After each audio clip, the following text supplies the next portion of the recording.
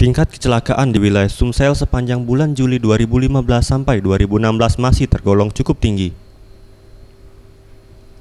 Menurut Kombes Pol Tomex Kurniawan, Dirlantas Polda Sumsel mengatakan, untuk jenis pelanggaran mencapai 162.109 pelanggaran dengan korban meninggal dunia 1.115 jiwa, luka berat 1.214 jiwa, luka ringan 2.255 jiwa, dan untuk jumlah kendaraan bermotor sendiri mencapai 2.993.469 unit yang didominasi kendaraan roda 2.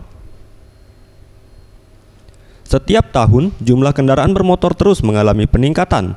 Hal ini dikarenakan pertumbuhan ekonomi penduduk Sumsel yang semakin baik, sehingga membuat mobilitas kegiatan dengan kendaraan bermotor semakin meningkat. Ini bertujuan adalah untuk membentuk kepatuhan bagi masyarakat, terutama pengguna jalan ya. Evaluasi ini kita lakukan karena memang kondisi kecelakaan ini sangat memprihatinkan. Kita lihat dari data, itu ratusan setiap tahun. Data kita saja 2015, itu 742 orang yang meninggal dunia. Harapan kita ke depan kan pemahaman yang kita berikan melalui seminar ini bahwa pentingnya kepatuhan, pentingnya penegak hukum semata-mata adalah keselamatan jalan raya.